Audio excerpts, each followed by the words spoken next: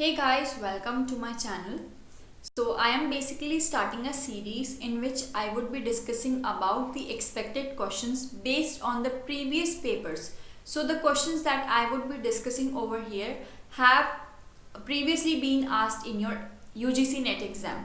So in this particular video, I would be talking about 50 questions on teaching aptitude, only on teaching aptitude.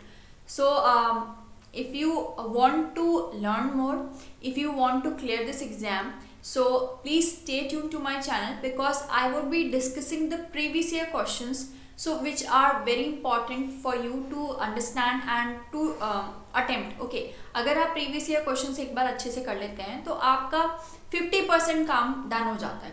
ठीक है, 50% काम वो रह जाता है जिसमें आपको प्रीवियस ईयर क्वेश्चंस से आप क्वेश्चंस लेकर और अपने कॉन्सेप्ट्स को क्लियर करते हैं.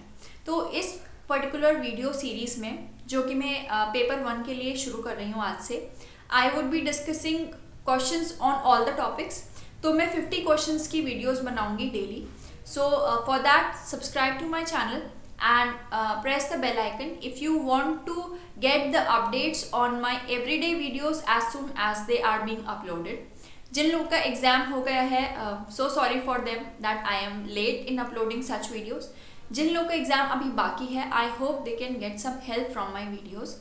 So please subscribe and share my videos with your friends who are preparing for this exam. And जो लोग आगे प्रिपरेशन स्टार्ट कर रहे हैं उनके लिए भी ये एक अच्छा स्टार्ट होगा. एक बार आप प्रीवियस ईयर क्वेश्चंस से अवगत हो जाएंगे तो आपको पता चल जाएगा कि इस तरह के क्वेश्चंस आते हैं और आपको किस लेवल की प्रिपरेशन चाहिए और आप कहाँ पर स्टैंड करते हैं. सो प्रीवियस ईयर क्वेश्चंस इसलिए बहुत इंपॉर्टेंट हो जाते हैं आपके लिए. सो स्टार्ट करते हैं वीडियो को. पहला क्वेश्चन है, the best way to reach to wrong answers given by a student. अगर कोई बच्चा है क्लास में, वो 2 गलत आंसर देता है तो टीचर कैसे उसको अप्रोच करेगा. First, to scold him for not having learn the lesson, to explain why the answer is wrong, to ask another student to give the right answer, to ignore the wrong answer and pass on to the next question. एक बार मैं हिंदी में बताती हूँ आपको. आप उस बच्चे को डांटेंगे कि उसने लेसन याद क्यों नहीं किया है, या आप उसको एक्सप्लेन करेंगे कि आपका उस बच्चे का आंसर गलत क्यों है, या उसको दूसरे बच्चे से पूछ लेंगे कि आप सही आंसर दीजिए, या आप बिल्कुल इग्नोर कर देंगे उसकी गलत आंसर को और दूसरे क्वेश्चन पर स्किप कर जाएंगे. तो यहाँ पे जो आपका ऑप्शन सही है वो आप क्या करेंगे, आप उस बच्चे को एक्सप्लेन करेंगे कि उस बच्चे का आंसर गलत क्यों है. आप उसके कॉन्सेप्ट को क्लियर करने की कोशिश करेंगे और जिससे कि वो आगे फ्यूचर में ये मिस्टेक ना करे. So the option B is the correct answer over here. फिर आता है, when a student asks a question to which the teacher has no direct correct answer, then he should. तो टीचर को क्या करना चाहिए जब कोई बच्चा एक ऐसा क्वेश्चन पूछ लेता है जिसका टीचर के पास कोई डायरेक्ट या करेक्ट आंसर नहीं है. So the teacher will give some vague answer and satisfy the student. तो टीचर कुछ वेग आंसर दे देगा, कुछ ऐसे ही उल्टा सीधा आंसर दे देगा और सेटिस्फाई कर देगा स्टूडेंट को. या tell the student not to ask such irrelevant questions. या टीचर मना कर देगा स्टूडेंट को कि आप ऐसे इररिलेवेंट बिना सर पैर के क्वेश्चंस ना पूछें. या tell the student that he would give the correct answer later. या आप बच्चे से कहेंगे आप सही आंसर थोड़े टाइम बाद देंगे या थोड़े बाद में देंगे. या ask the student to find out the answer himself from books in the library. या आप बच्चे से कहेंगे कि आप जाइए लाइब्रेरी में और बुक्स में से आप आंसर खुद अपने आप ढूंढ लीजिए. तो यहाँ पर आप क्या करेंगे कि आप बच्चे से कहेंगे कि आप थोड़ी देर बाद उसको सही आंसर देंगे. आप उसको एकदम से इग्नोर नहीं कर देंगे, आप उसको मना नहीं करेंगे. क्यूरियस ब्रेन्स होते हैं बच्चों के, उनको क्वेश्चंस कहाँ से आ जाते हैं यू नेवर नो. सो आपको उन बच्चों की क्वेरीज को क्लियर करना होता है. आपके टीचर होने का यही सबसे बड़ा काम होता है. So you have to tell the student that the teacher would give the correct answer later. कि आप एज अ टीचर उसको बाद में आंसर दे देंगे. Third is, if students do not understand what is taught in the class, then the teacher should. अगर बच्चे class में जो पढ़ाया जा रहा है वो नहीं समझ पा रहे हैं तो टीचर को क्या करना चाहिए. Repeat the lesson once again. आप लेसन को रिपीट करेंगे. Teach the lesson once again giving more example. आप दोबारा से उस चैप्टर को पढ़ाएंगे, उस लेसन को पढ़ाएंगे और बहुत सारे एग्जाम्पल्स देंगे. Check up previous knowledge of the students in the topic. आप बच्चे की प्रीवियस नॉलेज को चेक करेंगे. Proceed to the next lesson so that the syllabus can be completed. आप दूसरे लेसन पर चले जाएंगे जिससे कि आपका सिलेबस जल्दी से जल्दी कंप्लीट हो जाए. So what you will do here is you will teach the lesson once again with some examples, more examples. आप उस टीचर को, आप एज अ टीचर उस लेसन को दोबारा पढ़ाएंगे बहुत सारे एग्जाम्पल्स के साथ, जो कि बच्चों को अच्छे से समझ में आ पाए। Fourth is students will become interested in the lesson if, बच्चे किसी भी लेसन में इंटरेस्टेड तब होंगे when the teacher is friendly with them, teacher friendly है। It provides information that they need, वो जो चैप्टर या लेसन पढ़ाया जा रहा है वो उनको वो इन्फॉर्मेशन प्रोवाइड कर रहा है जो उनको चाहिए। The lesson is taught using video programmes, it is taught using video programmes, तो जो भी लेसन पढ़ाया जा रहा है वो वीडियो प्रोग्राम्स के साथ पढ़ाया जा रहा है।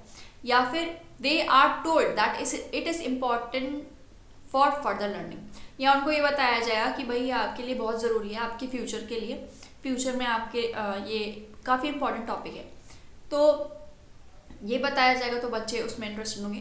तो नहीं, ऐसा कुछ नहीं है। आपके जो बच्चे हैं वो तब इंटरेस्टेड होंगे जब जो चैप्टर उन्हें पढ़ाया जा रहा है, जो लेसन उनको पढ़ाया जा रहा है, वो उनको वो इन्फॉर्मेशन प्रोवाइड कर रहा है जो कि उनको चाहिए।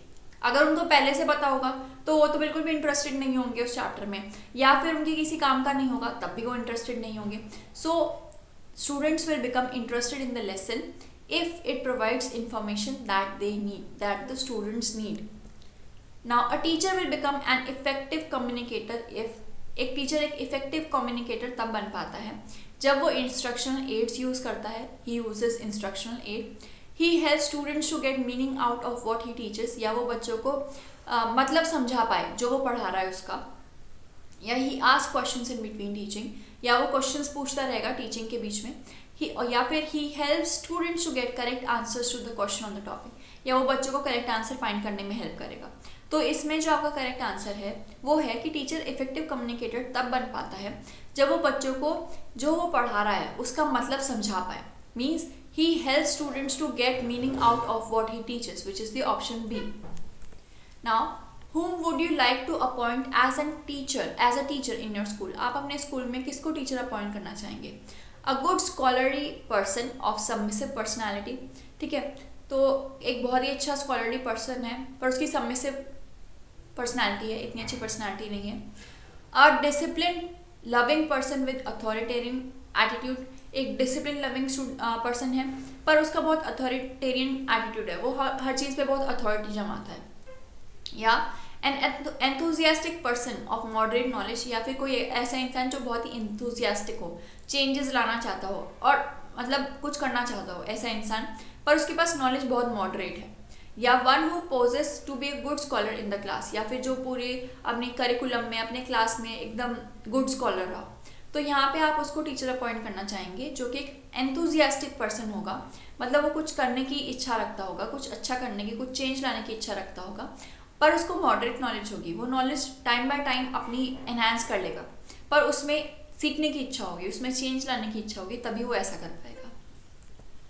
Now students should prefer those teachers who dictate notes in the class, give important questions before exam, can clear their difficulties regarding subject matter, are themselves disciplined.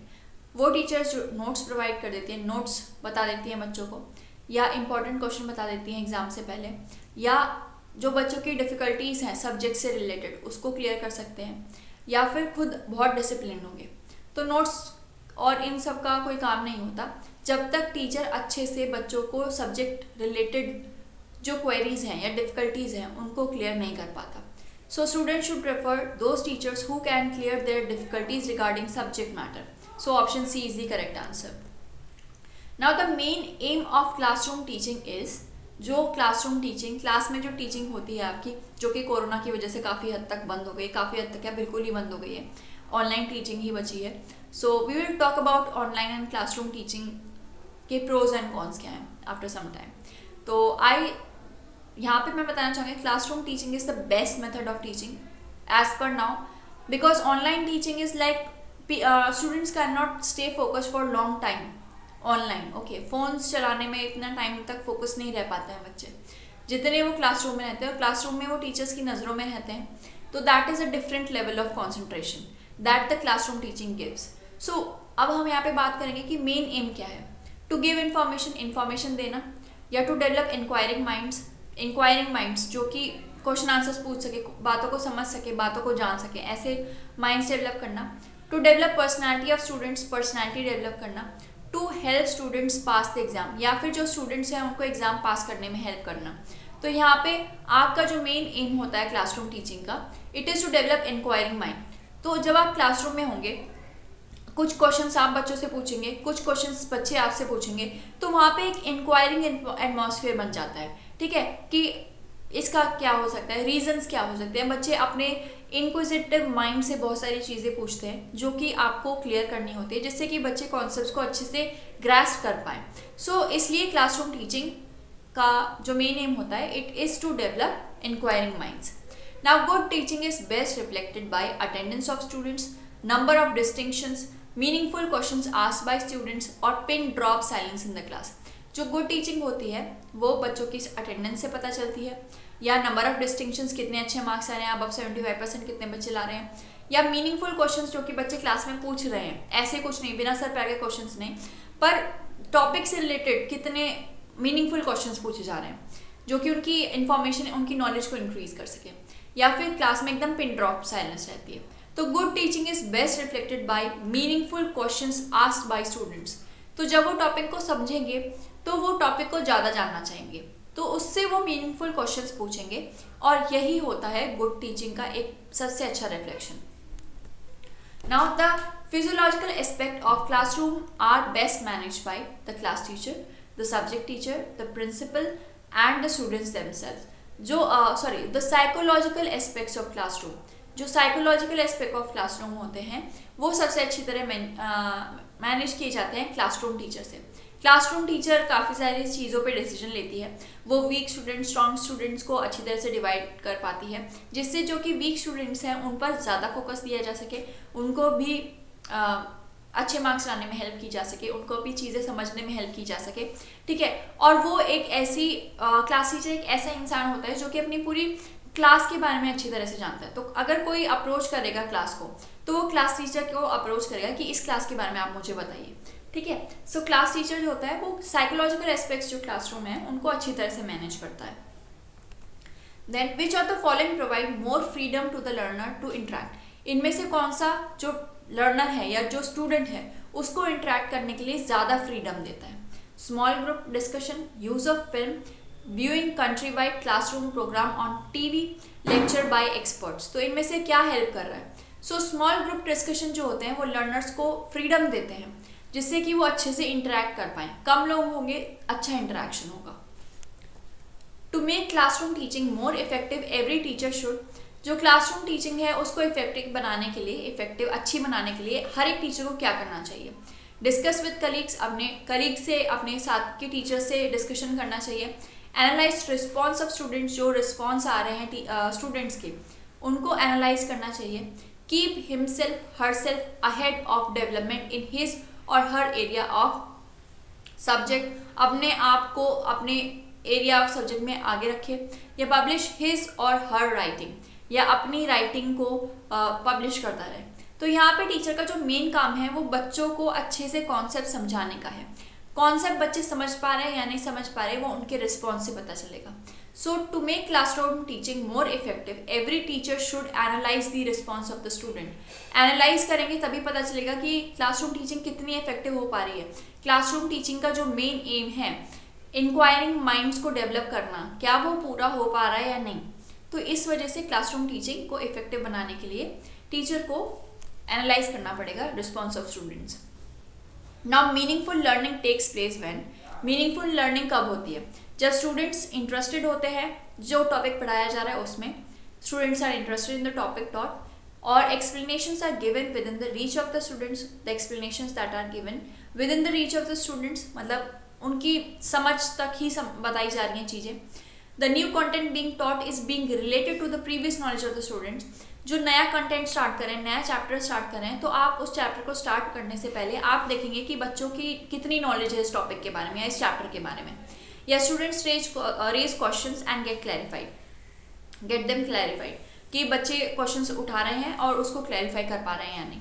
सो यहाँ पे आप क्या करेंगे? Meaningful learning takes place when the new content being taught is being related to the previous knowledge of the students.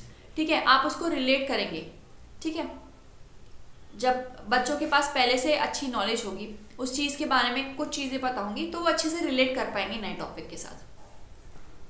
A teacher is effective if she explains everything in the class, repeats explanations for each student, provides a variety of learning experiences, answers all questions raised by the students. तो यहाँ पे एक effective teacher जो होता है वो क्या कर पाएगा, प्रोवाइड कर पाएगा वैरायटी ऑफ लर्निंग एक्सपीरियंसेस, तरह तरह से लर्निंग एक्सपीरियंसेस प्रोवाइड कर पाएगा. जिस बच्चे को जो सूट हो वो उस तरह से उसको लर्न कराएगा.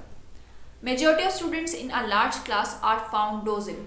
There may be something wrong with. बहुत सारे बच्चे क्लास में सोते हुए मिलते हैं, तो इसका क्या रीज़न हो सकता है, क्या कहाँ पे कमी आ रही है. द स्टूडेंट्स कंसर्न, जो बच्चे सो रहे हैं उनमें कोई कमी है, टीचिंग प्रोसेस में कोई कमी है, कंटेंट टॉट में कोई कमी है, या टाइम ऑफ इंस्ट्रक्शन में कोई कमी है. सो यहाँ पर टीचिंग प्रोसेस में कुछ ना कुछ कमी ज़रूर है. अगर टीचिंग प्रोसेस इंटरेस्टिंग होगा तो कोई बच्चा नहीं सोएगा. यहाँ पे क्या हो रहा है कि टीचिंग प्रोसेस में कुछ प्रॉब्लम है, तो टीचिंग प्रोसेस चेंज करके देखा जा सकता है. अगर कुछ टीचिंग प्रोसेस चेंज करने के बाद भी कोई रिजल्ट्स अच्छे नहीं आते हैं, तो यहाँ पे आप स्टूडेंट्स कंसर्न से बात करके भी देख सकते हैं कि उनको कोई इशू तो नहीं है. कभी कभी ऐसा होता है कि बच्चे को कोई हेल्थ इशू हो, तो वो भी आप उस चीज़ पर भी ध्यान दे सकते हैं, पर पहले आप टीचिंग प्रोसेस पर ध्यान देंगे. So the answer here is the teaching process. Generalizability of a new teaching method can be tested through research across. आप कोई नया टीचिंग मेथड लेकर आए हैं, उसको जनरलाइज करने के लिए, ठीक है, आप देखने के लिए कि वो कितना इफेक्टिव है, तो आप क्या करेंगे, you would test it through research across different teachers, different subjects, different levels और grades. So all of above will be tested. आप टीचर्स के साथ भी टेस्ट करेंगे, सब्जेक्ट्स के साथ भी, और अलग अलग लेवल और ग्रेड्स के स्टूडेंट्स के साथ भी, कि वो नया टीचिंग मेथड कितना अडेप्टेबल है और कितना इफेक्टिव है. The aim of a teacher is to help the student to get through in the examination. बच्चे को एग्जाम पास करने में हेल्प कराना का एम होता है, या टू मेक स्टूडेंट्स डिसिप्लिन, या बच्चों को डिसिप्लिन बनाने का एम होता है. To develop the abilities of the students, या किसी भी बच्चे हैं या कुछ भी बच्चे हैं उनकी एबिलिटीज़ क्या है, कोई क्रिएटिव है, कोई साइंटिफिक इंटेलेक्ट लिए हुए हैं, तो अलग अलग उनकी क्रिएटिविटी या उनकी एबिलिटी जो है उनको डेवलप करने में, या to develop the social behaviour among students, social behaviour develop करने में. So the aim of the teacher is to develop the abilities of the students. कौन बच्चा किस चीज़ में अच्छा है, वो एबिलिटीज़ को बाहर लाने में हेल्प करना या डेवलप करना, ये एम होता है टीचर का. Why will you ask questions from students during the course of lecture? आप क्यों पूछेंगे किसी भी लेक्चर के टाइम में किसी भी बच्चे से क्वेश्चन? ये देखने के लिए are students carefully listening to your lecture, कि बच्चे ध्यान से सुन रहे हैं आपका लेक्चर या नहीं. To learn which one of the students is the brightest, या ढूंढने के लिए कि कौन सा बच्चा सबसे ज़्यादा ब्राइटेस्ट है. To learn whether the students are understanding the lecture और नॉट, या फिर ये देखने के लिए कि जो आप पढ़ा रहे हैं, जो लेक्चर चल रहा है, वो बच्चों को समझ में आ रहा है या नहीं. या टू असेस द स्टूडेंट्स, या फिर सिर्फ बच्चों को हेल्प आउट करने के लिए. तो यहाँ पे आप क्वेश्चंस इसलिए पूछेंगे जिससे कि आपको पता चल पाए कि बच्चों को जो पढ़ाया जा रहा है वो समझ में आ रहा है या नहीं. So to learn whether the students are understanding the lecture और नॉट, इस वजह से you will ask the questions from students during the course of lecture.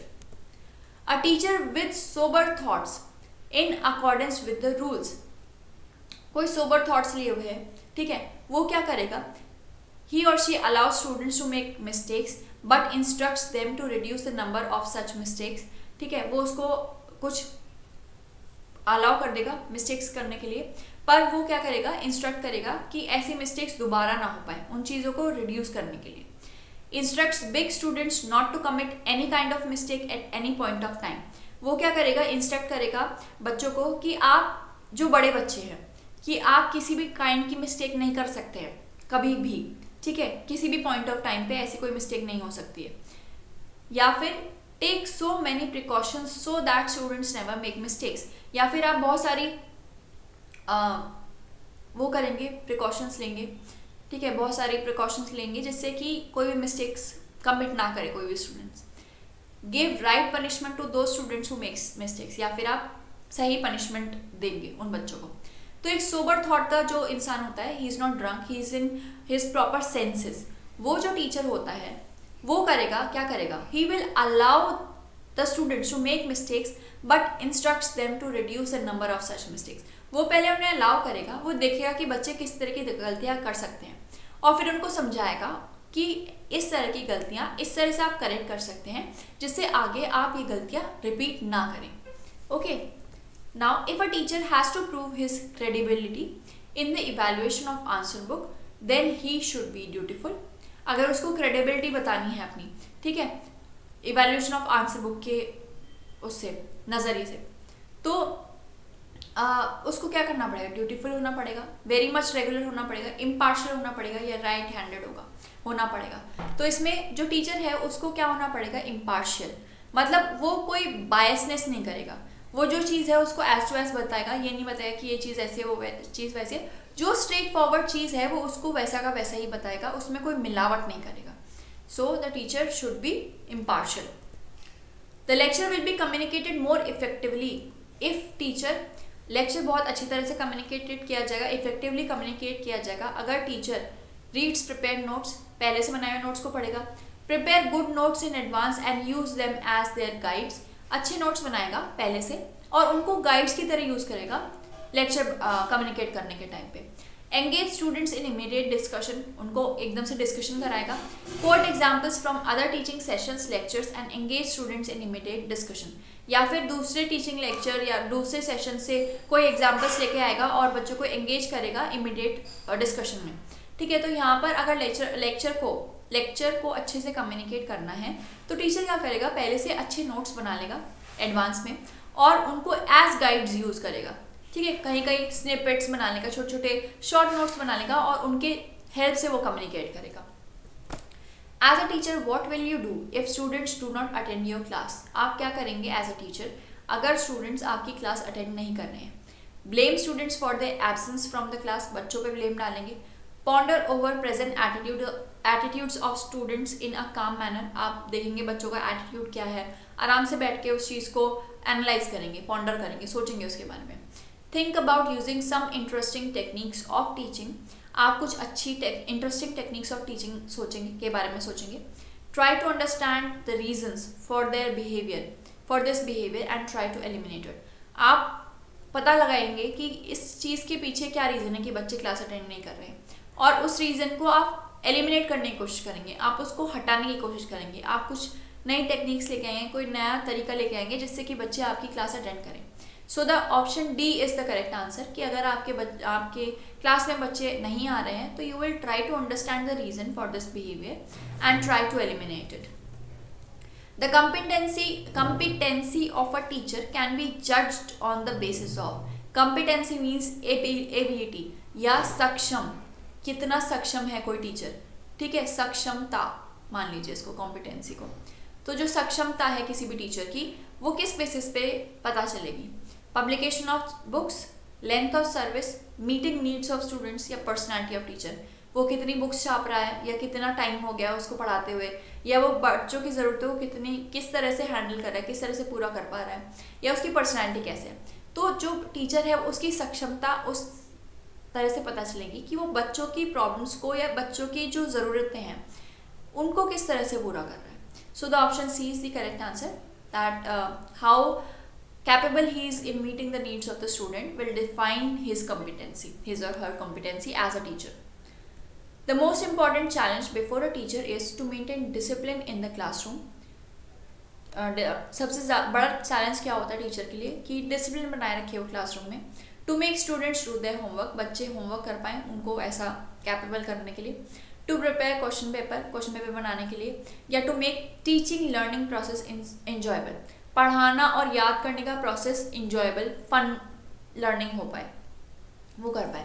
तो सबसे चैलेंजिंग जो होता है वो होता है to make the teaching learning process enjoyable. ठीक है, जो चीज़ें इंजॉयबल होंगी वो बच्चे अच्छे से करेंगे। तो ये चीज़ करने के लिए टीचर को काफ़ी मेहनत करनी पड़ती है। This is the most challenging thing for a teacher. A competent teacher is the one who, competent का मतलब मैंने भी आपको बताया था सक्षम। तो एक सक्षम टीचर वो होता है जो हेल्प करता है स्टूडेंट्स को to pass the exam, creates interest in the subject amongst the students, maintains silence in the classroom, keeps students engaged.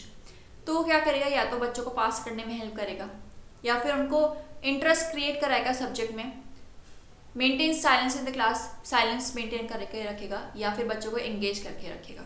तो यहाँ पे जो कॉम्पिटेंट टीचर होता है, ही और she creates interest in the subject amongst the students. He will motivate the students to study a particular subject, उसको अच्छे से एक्सप्लेन करेगा, तो वो उसकी कॉम्पिटेंसी की पहचान होगी। Which one of the following is not true? Teaching is an art, teachers can be trained, teachers are born. तो ये सारे के सारे ट्रू नहीं है, ये सारे के सारे गलत है। ठीक है, क्यों? क्योंकि टीचिंग कोई आर्ट नहीं होती है। ठीक है, टीचर्स कैन बी ट्रेन्ड और can not be trained, and teachers are born. Okay, so teachers are born ऐसा भी कुछ नहीं है। टीचर्स क्या होते हैं कि टीचर्स का खुद का एक पर्सपेक्टिव होता है कि वो टीचिंग करना चाहते हैं, वो एक फीलिंग होती है। ठीक है, वो कोई आर्ट नहीं होती, कोई कला नहीं है टीचिंग। ठीक है, वो एक नज़रिया है। ठीक है, एक तरह से आप मान सकते हैं नज़रिया, या किसी की इंसान की इच्छा है। अगर कोई इंसान बिना इच्छा के पढ़ाएगा तो वो अच्छा टीचर कभी भी नहीं बन पाएगा। ठीक है, और टीचर्स पैदा नहीं होते, टीचर्स विद टाइम टीचर्स बनते हैं। एज टू एज कोई टीचर बन के नहीं आता कि बचपन से वो पढ़ाना स्टार्ट कर देगा। ठीक है, तो ये सारी चीज़ें गलत है। Then a teacher is successful only if he, a teacher is successful only if he knows his subject thoroughly well, produces percent result, is approachable, publishes papers in reputed journals। एक टीचर तभी successful हो पाएगा जब वो अपने subject को बहुत अच्छे से जानता है, अच्छा रिजल्ट दे पाता है, या फिर अप्रोचेबल होता है, या फिर बहुत सारे पेपर्स पब्लिश करता है रेप्यूटेड जर्नल में। तो जो एक अच्छा टीचर होता है वो अपने सब्जेक्ट को बहुत अच्छे से जानता है। ठीक है, वो उसके लिए बहुत ज़रूरी होता है। और उसके बाद अगर हम देखें तो जब वो सब्जेक्ट को अच्छे से जान पाएगा तो उसके बाद वो उस सब्जेक्ट को, मतलब वो टीचर अप्रोचेबल बन जाएगा कि बच्चे उसको अप्रोच कर सकते हैं अपने प्रॉब्लम्स को क्लियर करने के लिए। पर पहले उसको अच्छे से सब्जेक्ट की नॉलेज होनी चाहिए, डीप नॉलेज होगी, बच्चों की डाउट्स को क्लियर कर पाएगा, तभी बच्चे उसके पास आ पाएंगे। Now teaching will be effective if teacher is the master of the subject, has much experience in teaching the subject, starts with the students already know, with what the students already know, uses many instructional aids। तो teaching को effective बनाने के लिए teacher को master होना चाहिए subject का, या फिर उसको टीचिंग का बहुत एक्सपीरियंस होना चाहिए, वो उस पर्टिकुलर सब्जेक्ट को पढ़ाने का बहुत एक्सपीरियंस होना चाहिए, या कि बच्चों की जो प्रीवियस नॉलेज है उसके साथ शुरू करना चाहिए, या बहुत सारे इंस्ट्रक्शनल एड्स यूज़ करने चाहिए। तो टीचिंग तब इफेक्टिव हो पाएगी जब वो स्टार्ट की जाएगी with what students already know. जब आप उनकी प्रीवियस नॉलेज से रिलेट कर कर उन्हें पढ़ाएंगे तो टीचिंग ज़्यादा इफेक्टिव होगी, क्योंकि फिर जब बच्चों को प्रीवियस नॉलेज होगी किसी चीज़ की तो वो उस चीज़ से रिलेट करके नया कॉन्सेप्ट ईजिली समझ पाएंगे। So the option C is the correct answer over here. A college teacher will really help students when he/she dictates notes in the class, is objective in his/her evaluation, encourages students to ask questions, या covers the syllabus completely in the class। तो एक teacher बच्चों को तब help करेगा सबसे ज़्यादा college में जब वो नोट्स डिक्टेट कर देगा, या ऑब्जेक्टिव होगा अपने एवेल्यूएशन में, या बच्चों को इनकरेज करेगा क्वेश्चन पूछने के लिए, या कवर कर देगा सारा का सारा सिलेबस क्लास में। तो यहाँ पे college teacher will really help students when he/she is objective in his और हर इवैल्यूएशन। जब वो अपनी इवैल्यूएशन में काफ़ी ऑब्जेक्टिव होगा, वो तरह तरह से बच्चों को इवैल्यूएट करेगा, तब वो एक अच्छे से बच्चों को हेल्प कर पाएगा। Which is more desirable outcome of teaching in higher education? Higher education में सबसे ज़्यादा डिज़ायरेबल आउटकम क्या होती है टीचिंग की? इंक्रीज इन स्टूडेंट्स अचीवमेंट्स, बच्चों के अचीवमेंट्स में इंक्रीज होगा। Increase in the level of independent thinking of the students, independent level of thinking बढ़ जाएगी बच्चों की। Higher percentage of results, there would be higher percentage of result of, मतलब अच्छी परसेंटेज आएंगी। Increase in the number of students who opt for the subject, या फिर increase होगा नंबर ऑफ स्टूडेंट्स जो कि एक पर्टिकुलर सब्जेक्ट जो कोई टीचर पढ़ा रहा है उसमें ज़्यादा बच्चे आ जाएंगे क्योंकि वो अच्छा माना जाएगा।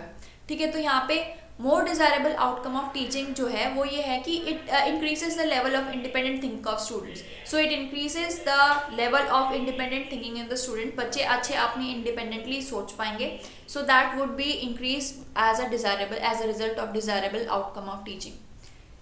Which of the following statements have high probability of being correct as applied to higher education?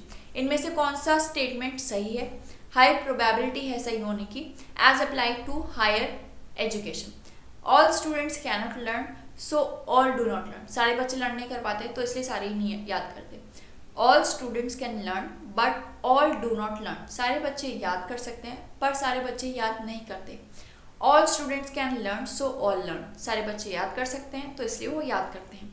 All students can not learn but all want to learn, सारे बच्चे याद कर सकते हैं बट सारे बच्चे want to learn, they want to learn मतलब चाहते हैं लर्न करना, मतलब सारे बच्चे याद नहीं कर सकते पर वो याद करना चाहते, sorry I miss the can not. Okay, so यहाँ पे जो आपका आंसर है वो ये है कि सारे बच्चे याद कर सकते हैं पर वो याद नहीं करते। All students can learn but all do not learn, कुछ बच्चे किसी चीज़ में लग जाते हैं, किसी चीज़ में लग जाते हैं, देयर आर वेरियस ऑप्शंस, सो जिसकी वजह से वो चीज़ें याद नहीं करते। So all students can learn but all do not learn. A teacher has to be a strict disciplinarian, well versed in the subject, a continuous learner of the subject, sympathetic towards slow learners.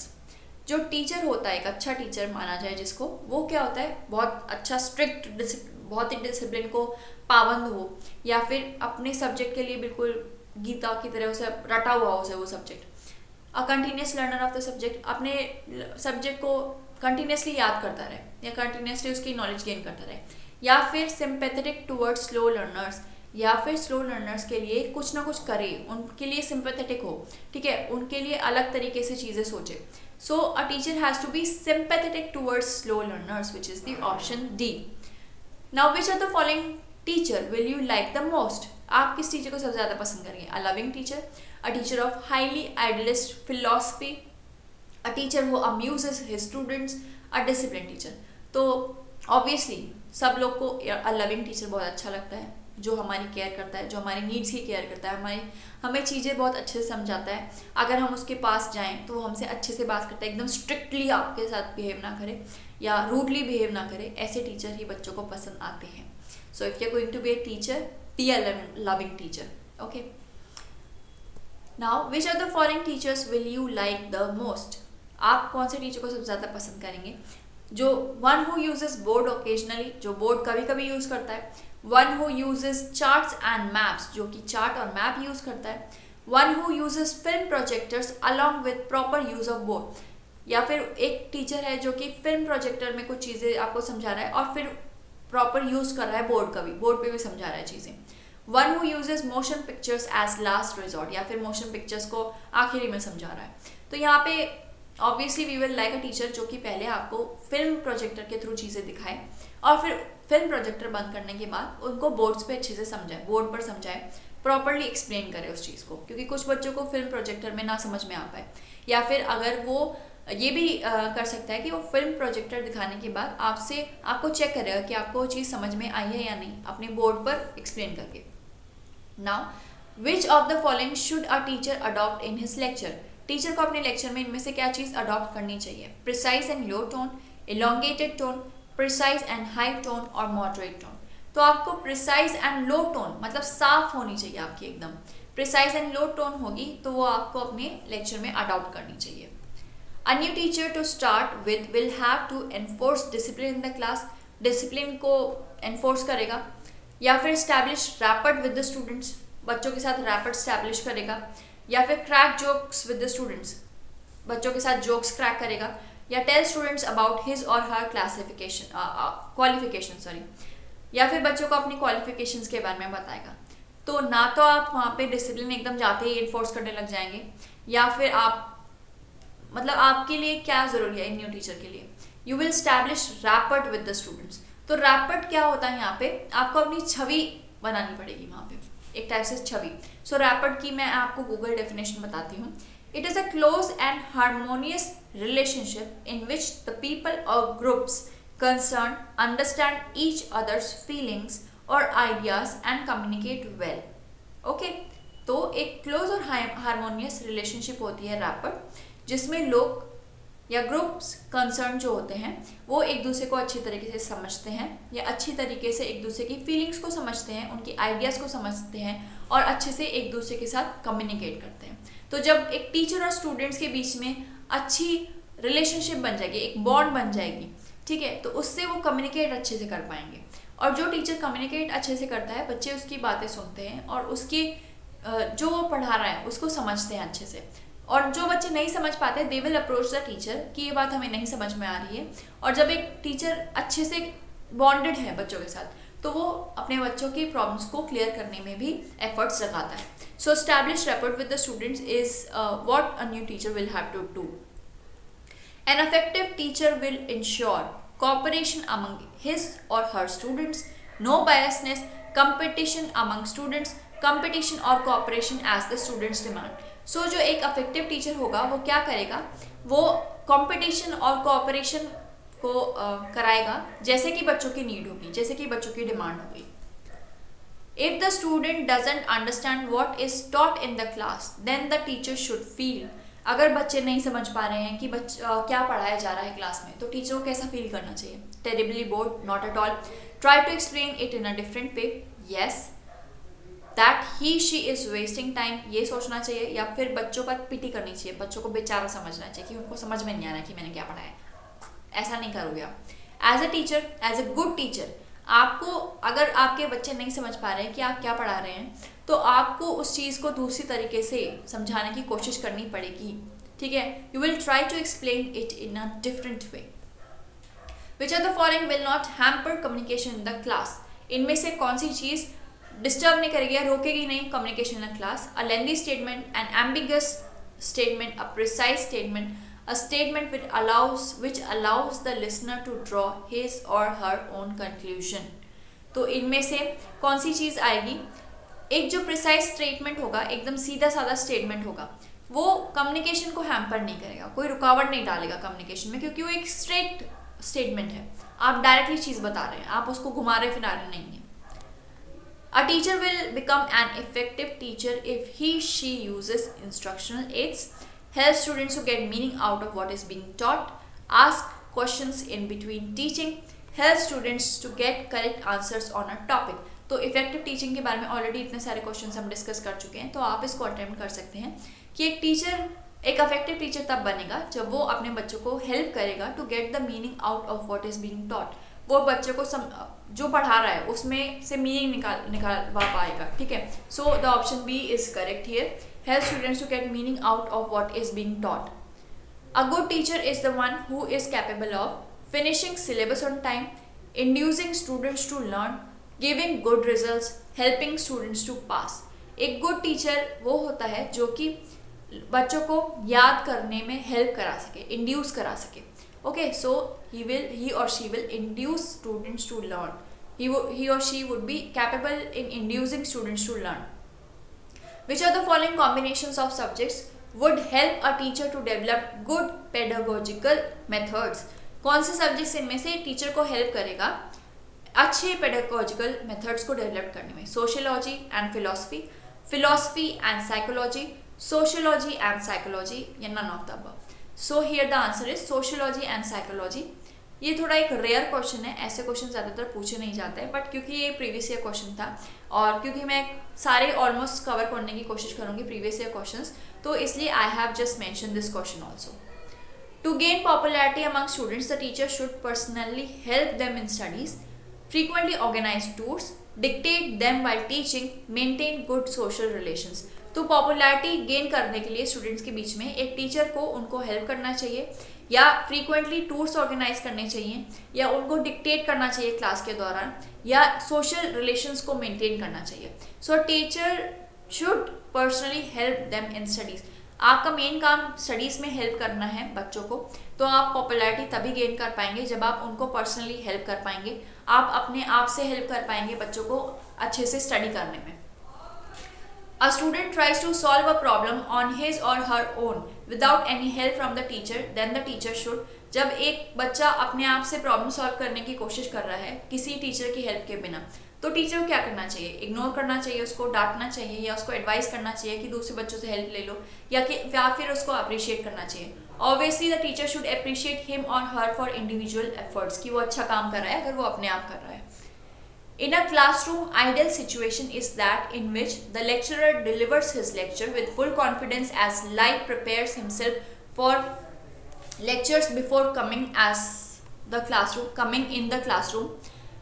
Students come in classroom with full preparedness and discuss with each other on the subjects in the presence of the lecturer. Lecturer and the students discuss on the subjects. While delivering the lecturer use audio visual meanings. तो यहाँ पे क्या होना चाहिए कि यहाँ पे सिर्फ पहली और तीसरा जो ऑप्शन है वो आपका सही है, जो कि ऑप्शन ए में दिया गया है. The lecture delivers his lecture with full confidence and prepares, ये लाइन नहीं आएगा, and prepares himself for the lecture before coming in the classroom. ठीक है, तो क्लासरूम में आने से पहले वो अपने आप को प्रिपेयर करेगा और पूरे कॉन्फिडेंस के साथ लेक्चर को डिलीवर करेगा. और lecturer and students discuss on the subject. Lecture होने के बाद लेक्चरर और स्टूडेंट्स डिस्कस करें सब्जेक्ट के ऊपर. तो यहाँ पे इसका आंसर 1 और 3 ऑप्शन ही है. Whole class absence during the your coaching, या फिर बंक कर लिए पूरी कोचिंग के टाइम में पूरी क्लास ने. Then what will be the most suitable solution of the student? Inflicting punishment on some students. ठीक है, या तो आप उन पर पनिशमेंट देंगे, inflicting punishment on the whole class, या फिर पूरी क्लास पे आप पनिशमेंट देंगे. Sorry for the spelling mistakes. Okay, giving a warning to the student leaders, finding out the reason behind the act of the students. तो यहाँ पे आप क्या करेंगे, जब पूरी क्लास ने बंक मार लिया, पूरी क्लास एब्सेंट हो गई है कोचिंग में, तो आप ट्राई करेंगे फाइंडिंग आउट द रीजन. ठीक है, आप वजह पता लगाएंगे कि ऐसा क्यों हुआ है. Now, in a group of students, some weak as well as some intelligent students are included. Then, which of the following practices is considered a better way of imparting education to each of the students? एक group of students में कमज़ोर बच्चे भी हैं और अच्छे बच्चे भी हैं, तो आप क्या प्रैक्टिस करेंगे कि अच्छे से सबको इक्वल एजुकेशन इम्पार्ट हो पाए. Keeping the standard of teaching high so that the weak student also work hard to attain the level of intelligent students. आप स्टैंडर्ड पढ़ाएंगे, ठीक है, जिससे कि वीक स्टूडेंट मेहनत करें और अच्छे स्टूडेंट के उसमें बराबरी कर पाएँ. तो ऐसा नहीं करेंगे. Keeping the standard of teaching at low level so that each student of the class may understand the subject matter being explained by the teacher. ठीक है, आप नॉर्मल टीचिंग रखेंगे जिससे सब बच्चे समझ पाएँ. Keeping the students keeping the standard of teaching, sorry for that, standard of teaching at medium level so that the intelligent students may maintain their interest in attending the class, and arranging additional classes for the weak students. तो आप यहाँ पे क्या करेंगे कि आपका तीसरा और चौथा ऑप्शन जो है, these would be your most favorable options. Third, keeping the standard of teaching at medium level so that the intelligent students may maintain their interest in attending the class, and arranging additional classes for the weak students. So the option C is the correct answer. Now, a good teacher should have which of the following features? Should be very intelligent, should live a simple life, okay, should be well observed in subject matter, अच्छे से पढ़ा हुआ हो subject matter को, should have real affection for students. तो एक अच्छा teacher कौन होना चाहिए इसमें से? So the good teacher should have real affection for his or her students.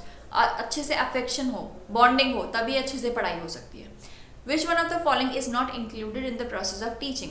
इनमें से कौन सा process of teaching में नहीं है? Included है instruction, stipulation, training and change in values. So instruction is not included in the process of teaching. Now, the practical process of imparting education is very credible, authentic and regular, not flexible, credible but not regular, या फिर none of the above. So the practical process of imparting education is very credible, authentic and regular. Okay, so ये था पूरा 50 question का video जिसमें मैंने आपसे teaching aptitude के 50 क्वेश्चंस डिस्कस किए हैं, जिसमें से आपने खुद देखा होगा इन 50 क्वेश्चन में भी एक ही कॉन्सेप्ट के ऊपर काफ़ी सारे क्वेश्चंस पूछे गए हैं अलग अलग तरीके से. सो अगर आपको ये वीडियो पसंद आया हो तो please do subscribe to my channel and press the bell button, जिससे आपको आगे की फ्यूचर सारी वीडियोस का एकदम से पता चल जाए. और लाइक बटन भी प्रेस कीजिए अगर आपको ये वीडियो पसंद आया है, and share this video with your students, with your colleagues. ठीक है, जिससे कि जो लोग इस एग्जाम के लिए प्रिपेयर कर रहे हैं उनके लिए थोड़ी हेल्प पहुंच सके. ओके, सो और अगर आपके कोई सजेशंस हो so please do mention in the comment box. And thank you very much for watching. Please do subscribe, like and share my videos. Thank you.